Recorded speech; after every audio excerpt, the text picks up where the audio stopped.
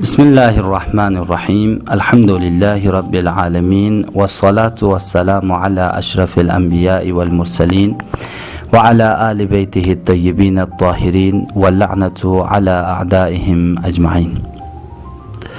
Islamic classes میں تشریف لانے والے دوستوں کی خدمت میں عقائد اسلامی کے چوتھے درس کا خلاصہ پیش کیا جاتا ہے۔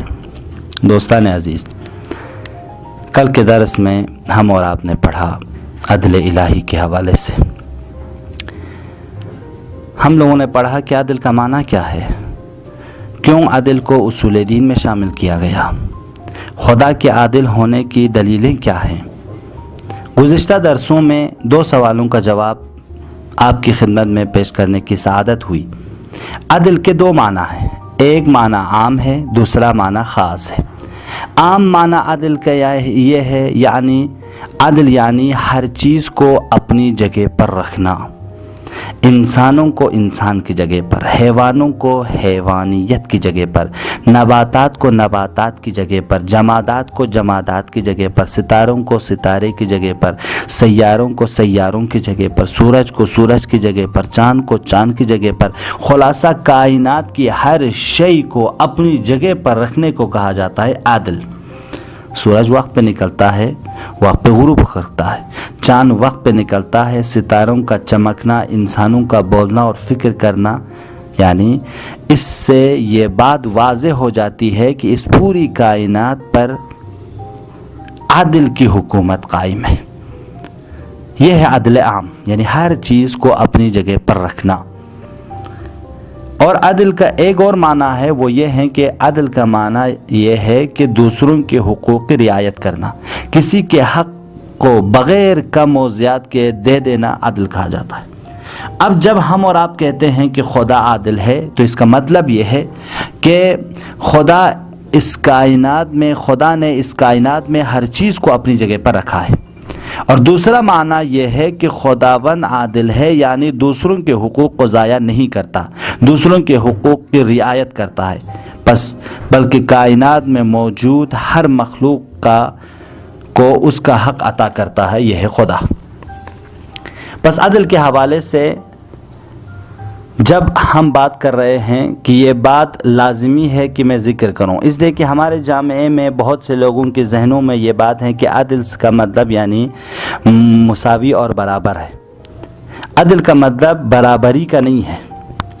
مثلا آپ کو مثال کے ذریعے سمجھاؤں، آپ کلاس کے سارے بچوں کو نمبر دے رہے ہیں لیکن سب کو 100 نمبر دے رہے ہیں، یہ مساوی اور برابری کے معنی ہے۔ یعنی آپ نے سب کو 100 نمبر دیا، سب کو برابر نمبر دیا، لیکن عدل اس کا مطلب نہیں ہے۔ عدل کا معنی یہ نہیں ہے۔ عدل کا معنی یہ ہے کہ آپ کلاس کے بچوں کو نمبر ان کے استعداد اور صلاحیت کے بنا پر دیں گے۔ اس وقت کسی کو 50 ملے گا، کسی کو 60 نمبر ملے گا، کسی کو 70 نمبر ملے گا، کسی کو 100 نمبر مل جائے گا۔ یہ ہے صلاحیتوں اور استعداد کے بنا پر نمبر دینا عدل ہے، لیکن بغیر اس کے سب کو برابر نمبر دینا یہ مساوی ہے۔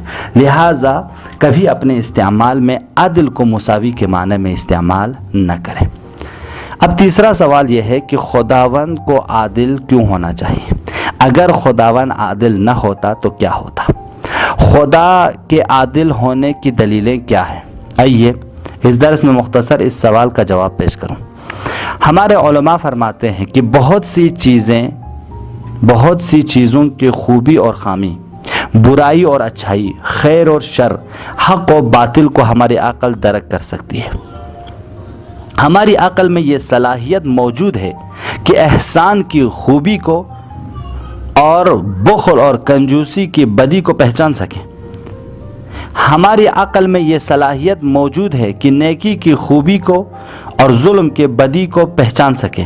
ہماری عقل اس بات پر قادر ہے کہ ہمارے عدل کی خوبی اور ظلم کے بدی کو جان سکے۔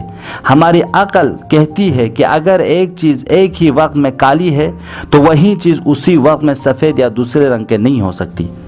عقل کہتی ہے کہ اگر ایک چیز حق ہے تو وہ باطل نہیں ہو سکتی، اور اگر ایک چیز باطل ہے تو حق نہیں ہو سکتی۔ بالکل ویسے ہی ایک چیز اگر ظلم ہے تو وہ عادل نہیں ہو سکتی۔ اس معیار کو علماء اور کلامیون نے حسن قبح عقلی نام رکھا، یعنی ہماری عقل میں یہ صلاحیت موجود ہے کہ کسی بھی چیز کے حسن کو اور خوبی کو بیان کر سکے اور کسی چیز کے بدی اور قبیح کو، قبح کو بیان کر سکے، پہچان سکے۔ اس معیار عقلی کے بنا پر آئیے ہم اور آپ خدا کی ذات کو پرکھتے ہیں اور تولتے ہیں کہ خداوند ظالم ہے یا عادل۔ تو یہ بات معلوم ہو جاتا ہے کہ اگر خداوند ظالم ہو تو نقص ہے، عیب ہے اور کمی ہے خدا میں پائی جاتی ہے، اس لیے کہ ظلم کا سرچشمہ جہل ہے، نادانی ہے، نیازمندی ہے، انتقام، خودخواہی ہے۔ ہم نے گزشتہ درسوں میں یہ بات ثابت کی ہے، خدا میں کسی طرح کا کوئی نقص اور عیب نہیں ہے۔ اگر خدا میں نقص و عیب ہے تو خدا نہیں ہے، یعنی خدا جاہل نہیں ہے بلکہ عالم ہے۔ خدا نیازمند اور محتاج نہیں ہے بلکہ بے نیاز اور غنی ہے۔ خدا خودخواہ نہیں ہے، خدا عاجز نہیں ہے، کیوں؟ ان اللہ علی کل شیء قدیر، بلکہ خدا ہر چیز پر قدرت رکھتا ہے، تو کس سے انتقام لیں؟ اب جب خدا میں ظلم کے آثار نہیں ہے تو اس کا مطلب یہ ہوا کہ خدا ظالم نہیں ہے، اور جب خدا ظالم نہیں ہے تو عقل خود بخود کہتی ہے کہ اگر ظالم نہیں ہے تو عادل ہے۔ یہ ہے عقلی دلیل۔ حسن قبح عقلی کے ذریعے ہم اپنے رب کو عادل ہونا ثابت کر سکتے ہیں۔ دوسری دلیل قرآنی ہے، یہ ہے کہ قرآن میں خداوند ارشاد فرماتا ہے کہ ان اللہ لا یظلم الناس شیئا ولکن الناس انفسهم یظلمون۔ خدا کبھی انسانوں پر ظلم نہیں کرتا بلکہ یہ انسان ہے جو اپنے آپ پر ظلم کر رہے ہیں۔ ان اللہ لا یظلم مثقال ذرہ، خدا ذرہ برابر بھی کسی پہ ظلم نہیں کرتا، تو اس کا مطلب یہ ہے کہ خدا عادل ہے، ظلم نہیں کرتا، ظالم نہیں ہے۔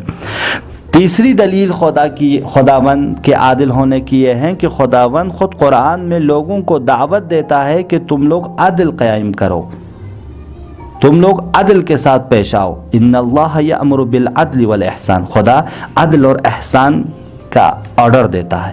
تو جو خدا ہمیں عدل کرنے کو کہہ رہا ہے تو کیا وہ خود ہمارے ساتھ، پوری کائنات کے ساتھ عدل کے ساتھ پیش نہیں آئے گا؟ ضرور آئے گا۔ لہٰذا قرآن کہتا ہے نہ ظلم کرو اور نہ ظلم سہو۔ بس خداوند عادل ہے، جب خدا عادل ہے تو کائنات کی ہر شے اپنی جگہ پر قائم ہوگی، اور جب کائنات کی ہر شے اپنی جگہ پر قائم ہوگی تو اس کا مطلب یہ ہوا کہ پوری کائنات میں چاہے وہ تکویناً یا تشریعاً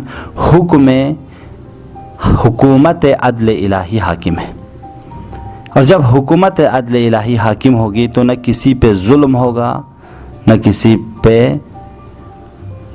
کسی کا حق ضائع ہوگا۔